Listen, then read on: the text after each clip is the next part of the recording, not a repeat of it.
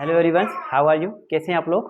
आज जो हमारी फिंगर टिप्स लेक्चर सीरीज के अंदर आज जो लेक्चर है हमारा वो है the lawyers welfare and protection act 2023। इनके ऊपर आज हमारा लेक्चर है।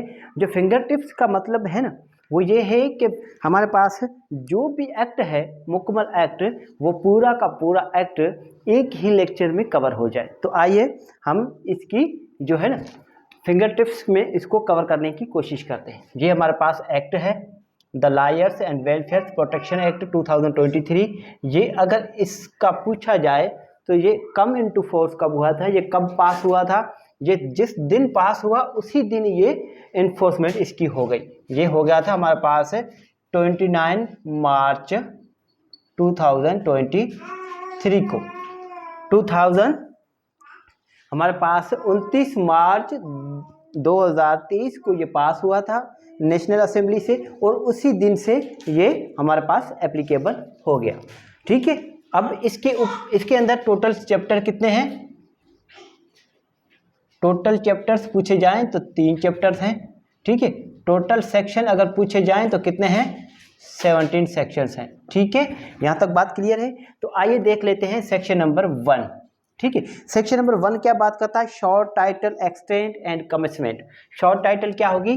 शॉर्ट टाइटल इसका ये होगा the lawyers welfare and protection act 2023। ठीक है, ये इसका क्या है? हमारे पास शॉर्ट टाइटल है। ठीक है, ये मैंने शॉर्ट में लिखा है, मगर इसका शॉर्ट टाइटल ये है the lawyers welfare and protection act 2023। ठीक है, ये एप्लीकेबल कहाँ पर है? ये एप्लीकेबल हमारे पास है टोटल होल ऑफ पाकिस्तान। ठीक है, होल ऑफ पाकिस्तान।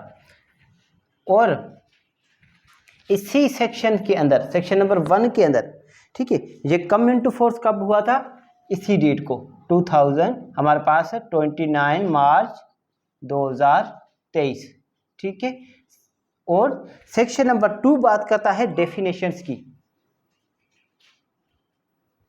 ठीक है, डेफिनेशंस के अंदर ये बात करता है, नंबर ए में बात करता है एक्ट ऑफ वायलेंस में, कि एक्ट ऑफ वायलेंस में कौन कौन सी चीज़ें शामिल होती हैं।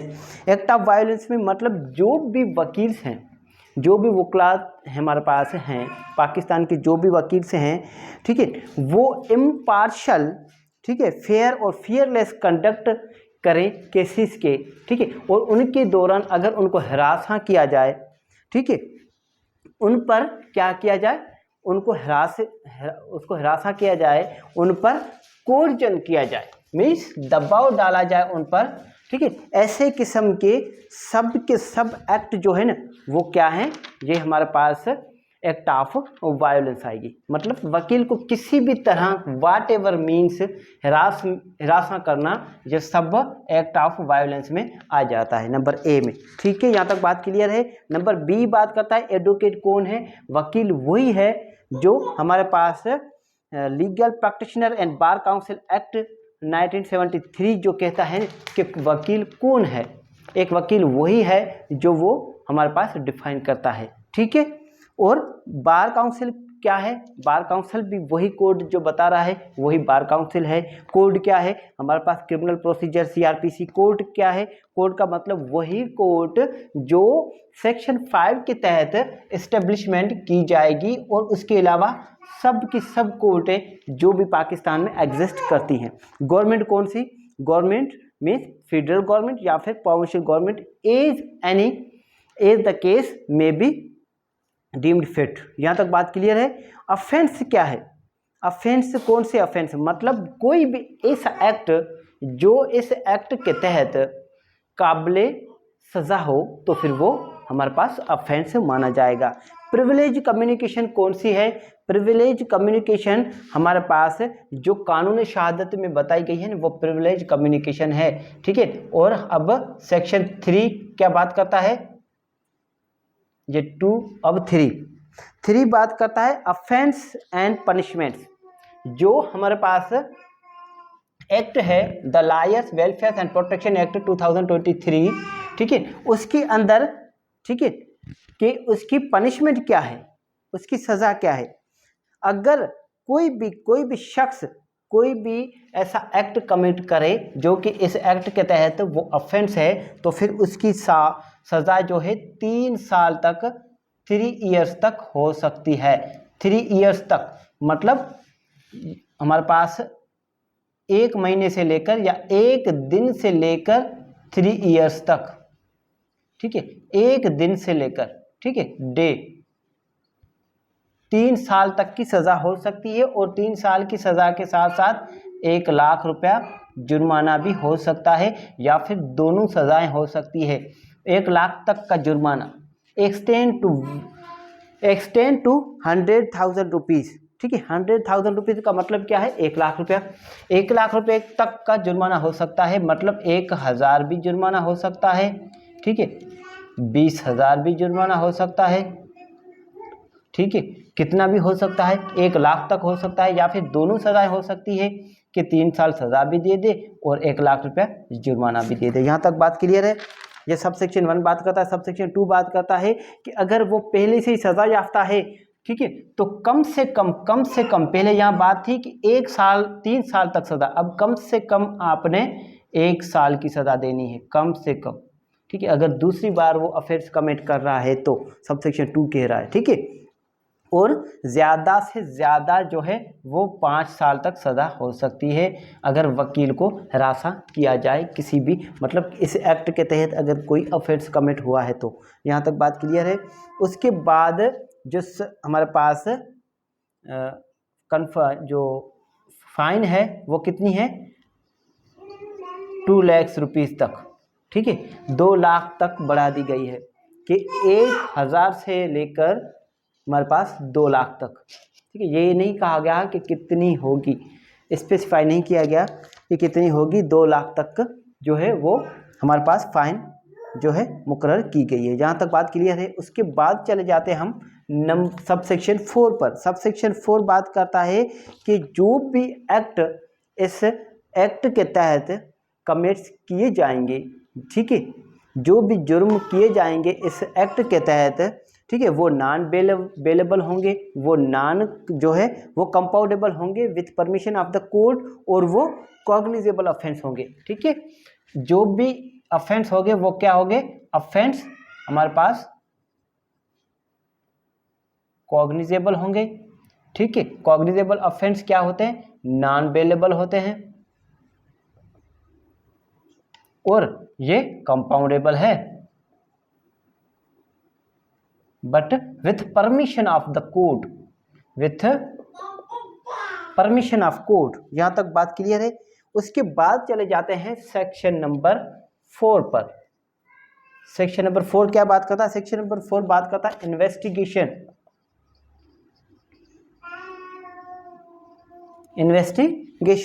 इन्वेस्टिगेशन क्या बात करता है कि कोई भी अगर अफेंस होता है तो फिर उसकी इन्वेस्टिगेशन, इस एक्ट के तहत अगर कोई अफेंस होता है तो उसकी इन्वेस्टिगेशन कोई इंस्पेक्टर के रैंक से कम कोई भी पुलिस ऑफिसर नहीं कर सकता। कम से कम इंस्पेक्टर की रैंक का होना लाजमी है। यहाँ तक बात क्लियर है? और हमारे पास ये इन्वेस्टिगेशन जो है वो ज़्यादा से ज़्यादा 14 दिन के अंदर कंप्लीट करनी है, ठीक है। ये कहता है सेक्शन 4। सेक्शन नंबर 5 क्या बात करता है? सेक्शन नंबर 5 बात करता है एस्टेब्लिशमेंट ऑफ कोर्ट्स, कि कोर्ट्स बनाई जाएंगी, ठीक है। ये है कि फेडरल जो गवर्नमेंट है वो consultation with chief justice of the concerned high court, जो कंसर्न्ड हाई कोर्ट है, ठीक है। फॉर एग्जांपल जो है कंसर्न्ड हाई कोर्ट कौन सी है हमारे पास? Concerned high court of Sindh, concerned high court of Punjab, उसके जो भी चीफ जस्टिस हैं उससे जो है हमारे पास कंसल्टेशन लेकर, उससे सलाह और मशवरा लेने के बाद, ठीक है, उससे मुशावरत करने के बाद फेडरल गवर्नमेंट जो है वो हमारे पास क्या करेंगी? वो कोर्ट बनाएंगी, ठीक है। या तो फिर जो एडिशनल सेशन जज हैं, ठीक है, उनको एडिशनल चार्ज दी जाएगी, या फिर जो अलग हमारे पास है जज से बना अलग से हमारे पास जो है जज कोर्ट से बना दी जाएंगी। As it may deem necessary to try offences under this act, जैसा कि वो ज़रूरी समझे इस एक्ट के तहत उस ऑफेंस को चलाने के लिए। अब सेक्शन 6 क्या बात करता है? 6 बात करता है ज्यूरिसडिक्शन की, दायरा इख्तियार की। ठीक है, सेक्शन 5 समझ में आ गया। ये बात करता है एस्टेब्लिशमेंट ऑफ कोर्ट की, कि जो फेडरल गवर्नमेंट है ना, वो कंसर्न्ड हाई कोर्ट्स के चीफ जस्टिस से हमारे पास सलाह मशवरा करने के बाद, मुशावरत करने के बाद जैसा बेहतर समझे, जो भी एडिशनल सेशन जज हैं उनको चार्ज दी जाए इस ऑफेंस, इस एक्ट के तहत जो भी ऑफेंस हो उनको ट्रायल उनका कंडक्ट करने के लिए, या फिर अलग से कोर्ट से बनाई जाए, ये उन पर जो है इख्तियारात दिए गए हैं। यहाँ तक बात क्लियर है। सेक्शन 6 बात करता है जुरिसडिक्शन की, notwithstanding anything contained in the code और any other law for the time being in force, offences committed under this act shall be tried by the court notified under this act. मतलब जो course section 5 में बताई गई है, उसी course को जो है हमारे पास क्या है, जुरिसडिक्शन है। ठीक है, सेक्शन 5 के तहत जो बनाई जाएंगी। यहाँ तक बात क्लियर है। अब सेक्शन 7 क्या बात करता है? सेक्शन 7 बात करता है ट्रायल की, कि ट्रायल जो है वो क्या होगा, हमारे पास समरी ट्रायल होगा। समरी ट्रायल होगा मतलब क्या होगा, एक्सपेडिटियसली प्रीफरेबल विद इन 6 मंथ, 6 महीने के अंदर, 6 महीने के अंदर ये इसका फैसला करना है। ठीक है, अगर कोई एडजमेंट आती है, ठीक है, कोई एडजमेंट आती है तो फिर उसके ठोस रीजंस होने चाहिए एडजमेंट्स के। ठीक है, आ रही बात समझ में? और उसके बाद जो है वो अलो करनी चाहिए। और अगर 6 महीने के अंदर फैसला नहीं आता है तो फिर वो रीजंस रिकॉर्ड्स करने हैं उन जज को, कि 6 महीने के अंदर क्यों फैसला नहीं दिया इन्होंने। ठीक है, उसके बाद चले जाते हैं सेक्शन 8 पर। सेक्शन 8 बात करता है ज्वाइंट ट्रायल की। ज्वाइंट ट्रायल की, ज्वाइंट ट्रायल क्या है? सब सेक्शन 1 बात करता है कि while trying an offense under this act the court may also try at the same time any other offense with which an accused may be charged under the code if the offense is connected with such offense। मतलब कि इस act के तहत अगर किसी शख्स पर कोई केस चल रहा है, ठीक है, वो अंडर ट्रायल है, ठीक है, उसके साथ साथ अगर वो कनेक्टेड है, कोई और जुर्म भी किया है उन्होंने, वो कनेक्टेड है उनसे, तो फिर वो ऑफेंस भी उसके साथ में ट्रायल, उसकी भी ट्रायल होगी। ठीक है, यहाँ तक बात कीजिए।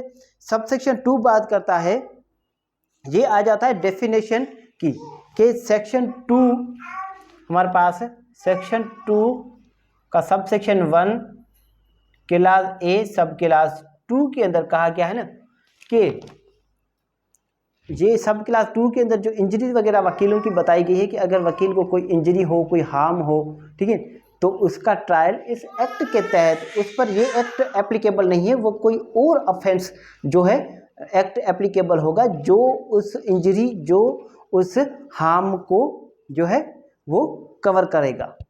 फॉर एग्जांपल पीपीसी, एटीसी, ठीक है, वो उन पर एप्लीकेबल होगी। तो फिर ये उसकी बात करता है कि अगर किसी पर केस चलता है, the lawyers welfare and protection act 2023 का, ठीक है, किसी पर एफआईआर हो जाती है इसकी भी, मगर बाद में ट्रायल होने के बाद पता चलता है कि नहीं, ये तो पीपीसी के तहत जो है इनका ट्रायल चलना चाहिए। ठीक है, यहाँ तक बात कीजिए। ये सब सेक्शन 2 बात करती है, तो फिर वो उसके तहत उसकी सज़ा दी जाएगी। यहाँ तक बात क्लियर है। सेक्शन 9 बात करता है प्रिविलेज कम्युनिकेशन। क्या बात करता है? प्रिविलेज कम्युनिकेशन, के जो वकील की जो भी कम्युनिकेशन है ना, वकील की और उसके क्लाइंट्स की, वो प्रिविलेज कम्युनिकेशन है। ठीक है, वो उनसे कोई भी पूछताछ नहीं कर सकता है, ना कोई person, any person, no person, कोई भी पब्लिक सर्वेंट हो, एनी अथॉरिटी हो, या फिर पुलिस ऑफिसर हो, या कोई भी अथॉरिटी हो, इंटेलिजेंस एजेंसी हो, कुछ भी हो, उस वकील को ना गिरफ्तार कर सकती है, ठीक है, ना उसको रोक के रख सकती है, ना उसकी इन्वेस्टिगेशन कर सकती है इस बात के लिए कि आपके और किसी क्लाइंट के दरमियान में क्या गुफ्तगू हुई है, क्या बातचीत हुई है, ये हमें डिस्क्लोज करें। ठीक है, तो अगर ऐसे कोई भी एक्ट करेगा तो वो फिर हमारे पास एक्ट ऑफ वायलेंस की डेफिनेशन में शुमार हो जाते हैं। ठीक है, मतलब वकील से कोई भी नहीं पूछ सकता है कि आपके और आपके क्लाइंट के दरमियान में क्या बात हुई है। यहाँ तक बात क्लियर है, ठीक है। और उसके बाद चले जाते हैं सेक्शन 10 बात करता है लीगल एडवाइजरी। लीगल एडवाइजरी कि हर वो कंपनी जिसका मुनाफा हमारे पास कितना आता है, हमारे पास 20 मिलियन पेड अप, मतलब 20 लाख का, हमारे पास 2 करोड़ का 20 मिलियन मतलब 2 करोड़ का जिसका मुनाफा हो, जिसका सरमाया हो, ठीक है, उसको ऑपरेशन कंपनी को, ठीक है, उस हमारे पास कारपोरेशन कंपनी को, ठीक है, एक लीगल एडवाइजर इंगेज ज़रूर करना है, लाजमी करा दिया गया है। वो एक लीगल एडवाइजर ज़रूर जो है करेगा, और वो करेगा रिटेनरशिप बेसिस पर, कि पहले पे करेगा उस वकील को फीस पहले दी जाएगी। यहाँ तक बात क्लियर है आगे बस। और इसी के अंदर एक और रोकथाम लगाई गई है कि पहले हर वकील के पास 10-10, 15-15, 50-50 लीगल एडवाइजरी होती थी। अब एक वकील 3 लीगल एडवाइजरी से ऊपर नहीं रख सकता लीगल एडवाइजरी। यहाँ तक बात क्लियर है, 3 लीगल एडवाइजरी के ऊपर नहीं रख सकता। अब हमारे पास है सेक्शन नंबर 11। सेक्शन 11 बात करता है हेल्थ फैसिलिटीज।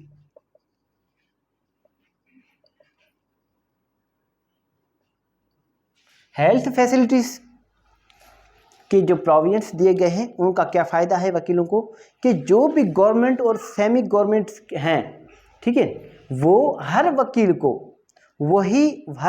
को उसकी स्पाउस को, उसके बच्चों को, ठीक है, और उसके जो भी स्पाउस पेरेंट्स हैं उनको जो है वो हमारे पास हेल्थ फैसिलिटीज़ दी जाएंगी, ठीक है, मेडिकल ट्रीटमेंट के हवाले से बराबर जैसा कि गवर्नमेंट मुलाजिम को दी जाती है। यहाँ तक बात क्लियर है, वेरी सिंपल। अब बात आ जाती है, सेक्शन आ जाता है 12। सेक्शन 12 बात करता है कि फिनेंशियल फैसिलिटीज। बात आती है फिनेंशियल फैसिलिटीज क्या है? फिनेंशियल फैसिलिटीज मीन्स मालियाती सहूलियात, जैसे कि बैंक है, इंश्योरेंस कंपनी है, आरी बात समझे, इन्वेस्टमेंट कंपनीज हैं, जो भी इदारे हैं, ठीक है, वो अगर जितना हमारे पास दूसरों को पर, वर्ड इस्तेमाल यहाँ पर हुआ है पर, ठीक है, आरी बात समझ में, कि एक बराबर की सहूलियत दी जाएंगी, कोई भी किसी भी किस्म की मुतबैद नहीं होगी। No any discriminations shall be conducted towards the advocates, कि वकीलों के साथ ही किसी भी किस्म की कोई भी मुतबैद नहीं की जाएगी। यहाँ तक बात क्लियर है। उसके बाद चले जाते हैं सेक्शन नंबर 13 पर, सेक्शन नंबर 13 पर। सेक्शन नंबर 13 क्या बात करता है? सेक्शन नंबर 13 बात करता है शोहदा पैकेज।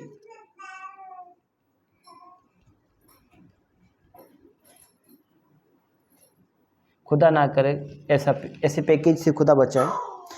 अगर कोई भी वकील किसी भी एग्रीशन या फिर किसी दहशतगर्दी के अंदर मारा जाए तो फिर उनकी जो भी हमारे पास प्रोफेशनल उसकी ड्यूटी के दौरान, ठीक है, उन पर हमला हो, किसी भी अननोन पर्सन क्या, ठीक है, या भी कोई भी हो, ठीक है, तो फिर उसकी फैमिली को वही पैकेज मिलेगा, ठीक है, जैसा कि 18 ग्रेड्स 18 स्केल्स के BPS 18 के जो भी हमारे पास गवर्नमेंट ऑफिशियल्स को जो पैकेज मिलता है वही पैकेज एक वकील की फैमिली को भी मिलेगा, ठीक है। यहाँ तक बात क्लियर है। सेक्शन नंबर हमारे पास 14, सेक्शन 14 बात करता है किसके बारे में? सेक्शन 14 बात करता है पावर टू मेक रूल्स।